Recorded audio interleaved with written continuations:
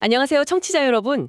오늘 저희는 여러분께서 직접 보내주신 자료, 이게 특정 관계에 대한 운명 매트릭스 분석 결과라고 하더라고요. 이걸 좀 자세히 살펴보려고 합니다. 네. 이게 뭐 타로나 수비학 같은 원리를 써서 관계의 그 에너지 청사진, 뭐 그런 걸 보여주는 도구라는데, 좀 복잡하게 들릴 수도 있겠지만요. 아, 네. 저희가 이 관계의 어떤 본질적인 목적, 또 어떤 도전 과제가 있는지, 그리고 잠재력은 뭔지 좀 쉽게 한번 풀어보겠습니다. 같이 그 에너지 지도를 읽어보는 거죠. 네, 맞아요.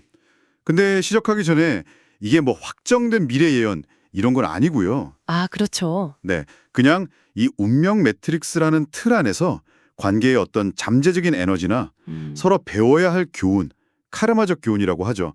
그런 걸 이해하는 도구로 생각하시면 좋을 것 같아요. 네네. 자료에 보니까 그런 말도 있더라고요. 모든 관계는 영혼들이 만나기 전에 서로 성장 도우려고 맺는 신성한 계약 같다고요. 신성한 계약이라. 와, 흥미로운데요? 자, 그럼 이 에너지 치도 한번 펼쳐볼까요? 가장 먼저 이 관계의 핵심 목적, 중심 에너지가 뭘까요? 네. 자료를 보면요. 중심 에너지는 숫자 9번, 은둔자 에너지예요. 9번 은둔자요? 어떤 의미죠? 보통 이제 깊이, 성찰, 그리고 지혜를 탐구하는 그런 에너지거든요. 단순히 이제 둘만 좋은 관계가 아니라 좀 더 큰 목적에 기여하도록 뭐랄까 설계된 관계 그런 걸 암시한다고 해요. 아, 뭔가 좀 조용하면서도 깊이가 느껴지는 관계일 수 있겠네요. 네, 그렇죠. 근데 여기서 진짜 주목할 만한 게 있어요. 여성 파트너의 개인적인 핵심 에너지도 똑같이 9번, 은둔자라는 거예요. 네. 진짜요? 그게 우연인가요? 글쎄요, 자료에서는 이걸 그냥 우연으로 보진 않고요. 오히려 그녀에게 이 관계의 목적지를 이렇게 밝혀주는 나침반 같은 역할, 그런 특별한 역할을 준다고 해석하더라고요. 나침반 역할이요? 네, 쉽게 말하면 그녀의 내면 상태나 어떤 지혜, 이런 것들이 관계 전체의 방향이나 건강에 아주 직접적이고 좀 강력한 영향을 미친다는 거죠. 와, 그럼 여성분의 역할이 상당히 중요하겠네요. 그렇죠. 그녀가 길을 잘 찾으면 관계 전체가 순항할 수 있다. 뭐 이런 식인 거죠. 그렇군요. 그럼 이 관계가 과거에서 가져온 숙제, 그 카르마적 기반이라는 건 뭘까요? 네, 그건 숫자 18번, 달 에너지와 관련이 있다고 나와요. 18번 달. 달 하면 보통 좀 모호하고 감정덕이고 뭐 그런 이미지잖아요. 맞아요. 잠재의식, 직관, 때로는 뭐 환상, 숨겨진 두려움 이런 것들하고 연결되죠. 이 시스템에서는 특정 숫자들이 과거 생애에서 해결 못한 교훈을 나타낸다고 보는데 이 18번 에너지는 아마 과거 관계에서 감정적으로 뭔가 명확하지 않았던 부분이라든가 어쩌면 서로에게 숨겼던 진실 아니면 깊은 두려움 같은 거요. 아, 그런 것과 관련된 좀 강력한 연결고리가 있었을 수 있다. 이렇게 분석을 하더라고요. 과거 생애로부터 이어진 감정적인 숙제 같은 거네요. 그렇죠. 근데 이게 더 흥미로운 지점이 뭐냐면요. 남성 파트너의 개인 핵심 에너지가 바로 이 18번, 달이라는 거예요. 네. 와, 이건 뭐 거의 짜여진 각본 같은데요? 네, 그렇죠. 그래서 그가 이 관계 안으로 그 카르마적 교훈, 그러니까 해결해야 할 숙제를 가져오는 주된 역할을 한다는 거죠. 그의 개인적인 어떤 두려움이나 잠재의식 탐구 여정이 두 사람 모두에게 중요한 학습 과제가 되는 거예요. 그래서 이 관계의 주요 영적 사명이 아주 명확해지는 거죠. 바로 그 달 18번이 상징하는 모호함, 두려움, 환상 같은 것들을 은둔자 9번의 지혜와 명료함, 깊은 이해로 의식적으로 함께 바꿔나가는 여정인 거예요. 그러니까 두려움을 지혜로 바꾸는 과정이 이 관계의 핵심 미션이군요. 네, 맞습니다. 자료에 따르면 이들은 함께 그 어두운 영역에 빛을 비추고 서로의 직관을 신뢰하고 잠재의식 속 두려움을 깊은 이해로 바꿔나가야 하는 거죠. 이야, 정말 각자의 에너지가 관계의 핵심 과제랑 목표를 이렇게 명확하게 보여준다는 게 좀 놀랍네요. 네, 그렇죠. 자, 그럼 이제 다음으로 넘어가서 관계의 주용 에너지 흐름, 그 삶의 에너지 채널이라는 부분을 한번 보죠. 여기가 되게 재밌을 것 같은데요. 감정적인 흐름이랑 물질적인 흐름 두 가지를 본다고요? 네, 맞아요. 먼저 감정적인 연결 채널부터 볼까요? 숫자가 10, 19, 9 이렇게 나와요. 10, 19, 9. 10번은 운명의 수레바퀴, 19번은 태양, 9번은 다시 은둔자네요. 이 조합은 뭘 의미하나요? 네, 이게 또 흥미로운 이야기를 들려주는데요. 10번 운명의 수레바퀴는 아시다시피 삶의 주기, 예측 불가능한 변화, 운명적인 사건 이런 걸 의미하잖아요. 네, 그렇죠. 좋을 때도 있고 아닐 때도 있고. 맞아요. 그래서 때로는 관계에 어려움이나 예상치 못한 굴곡을 가져올 수 있어요. 그런데 자료는 이럴 때 9번 은둔자의 공동의 지혜와 성찰을 통해서 이걸 헤쳐나가야만 비로소 19번 태양 에너지, 즉 기쁨, 낙관, 성공, 명료함 이런 밝은 빛으로 다시 나아갈 수 있다고 설명해요. 아하, 그러니까 어려움이 닥쳐도 둘이 함께 지혜를 발휘하면 극복하고 결국에는 태양처럼 밝은 상태로 갈 수 있다. 이런 거군요. 네, 정확해요. 이 관계의 사랑은 필연적으로 상승과 하강 주기를 겪겠지만 그 과정을 지혜롭게 헤쳐나갈 때마다 더 밝고 긍정적인 관계로 성장할 수 있다는 그런 역학인 거죠. 네, 이해가 됩니다. 그럼 물질적인 풍요 채널은요? 이건 19, 11, 9네요. 돈 문제나 현실적인 성공, 이런 거겠죠? 맞습니다. 재정적인 에너지 흐름 역시 9번 은둔다의 지혜가 기본 바탕이 돼요. 그러니까 무작정 돈을 쫓는 게 아니라 좀 현명하고 신중한 접근이 필요하다는 거죠. 음, 여기에 11번 에너지가 더해지는데 이게 힘 또는 정의 이런 의미거든요. 용기, 회복력, 그리고 모든 거래나 결정에서 공정함, 정직함이 요구된다는 걸 뜻해요. 네. 그런데 여기서 정말 중요한 핵심, 뭐랄까, 금맥 같은 에너지는 바로 다시 등장하는 19번 태양 에너지예요. 아, 또 19번 태양이요. 네, 성공, 인정, 풍요로움을 약속하는 아주 강력하고 긍정적인 에너지죠. 잠깐만요. 그럼 19번 태양 에너지가 감정 채널에도 있고 이 물질 채널에도 있고 양쪽에 다 있다는 거네요? 와, 이걸 되게 중요할 것 같은데요? 바로 그거예요. 이걸 더 큰 그림으로 연결해보면 이게 이 관계의 가장 강력한 교차점 중 하나예요. 감정적인 행복, 즉 관계의 질이 물질적인 성공과 직접적으로 연결되어 있다는 아주 명확한 신호거든요. 아, 그 반대도 마찬가지고요.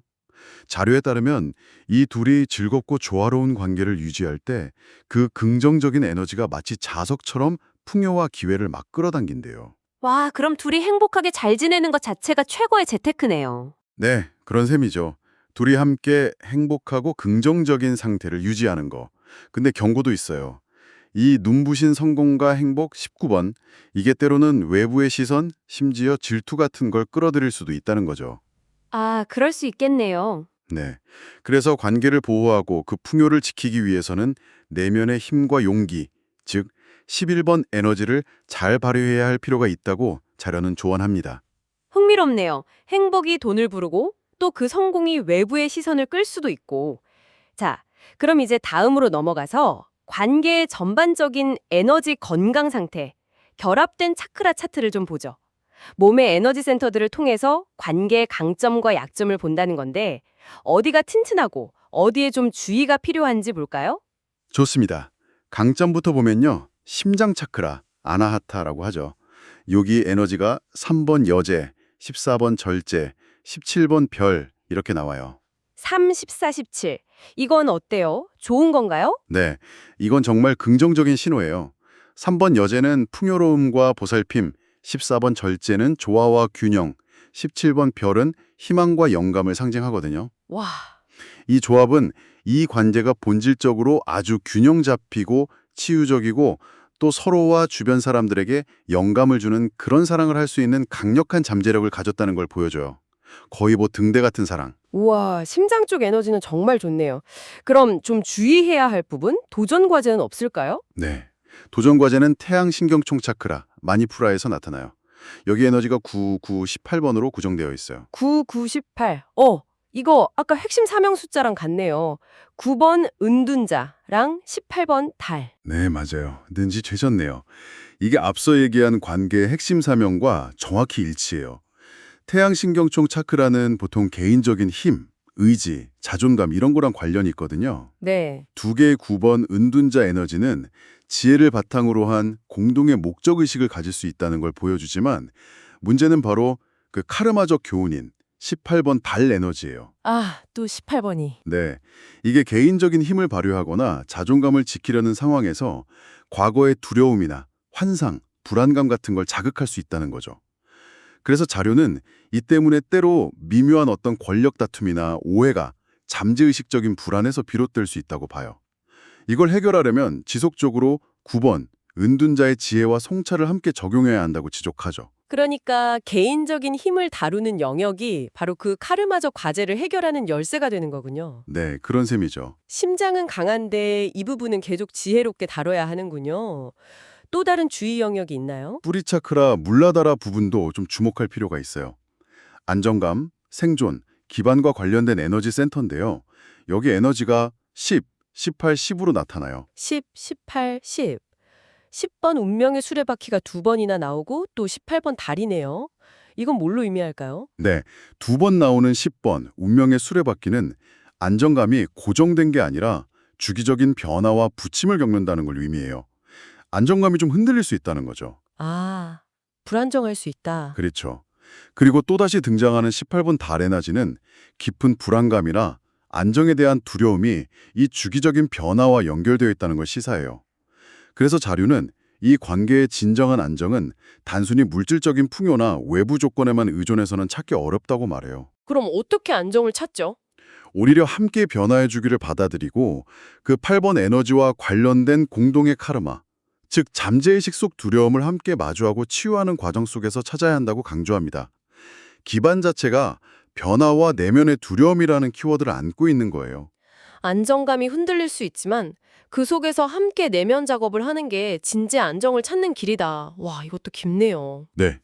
자, 그럼 이제 시간의 흐름에 따른 관계의 리듬, 연도별 에너지 분석을 보죠. 관계에도 뭐 밀물, 썰물처럼 자연스러운 에너지 흐름 패턴이 있다는 건데 매년 똑같지 않다는 거죠. 네, 맞습니다. 자료는 크게 두 가지 유형의 시기를 구분해요.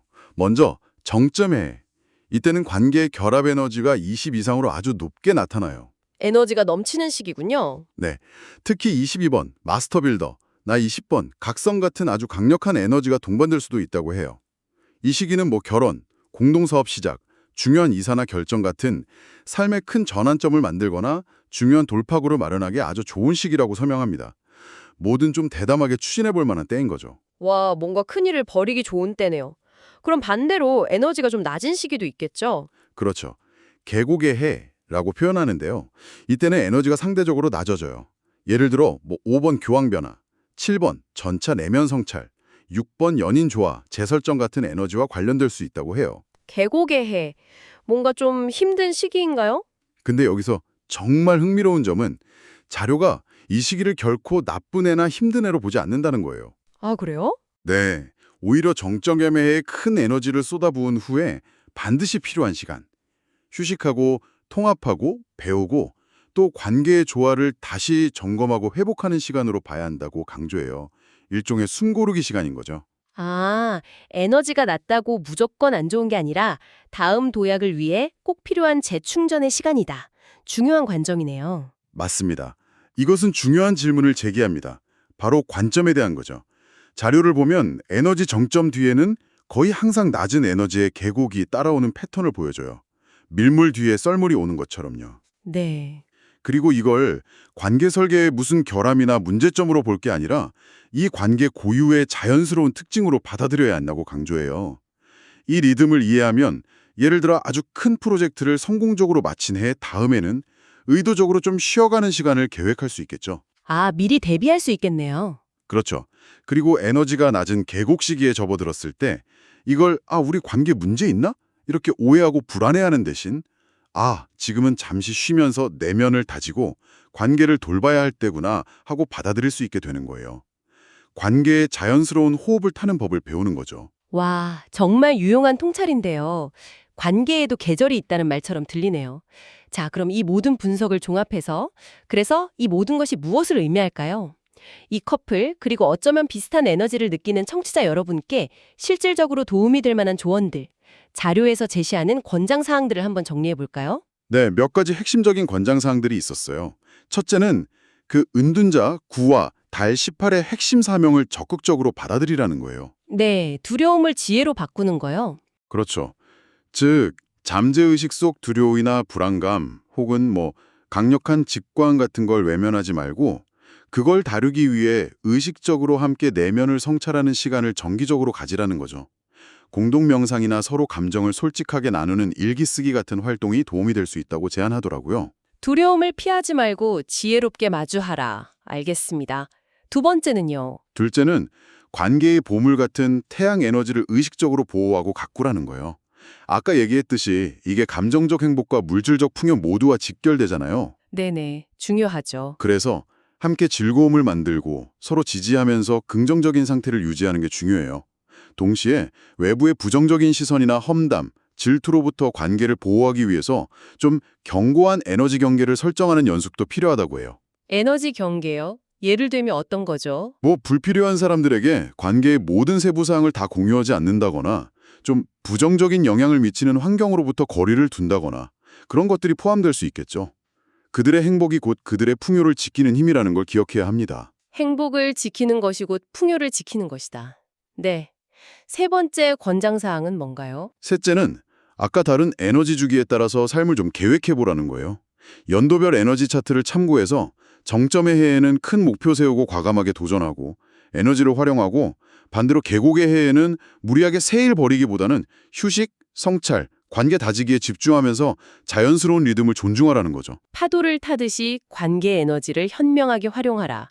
네. 마지막으로 하나 더 있었죠. 네, 마지막은 의식적인 소통을 꾸준히 연습하라는 조언이었어요.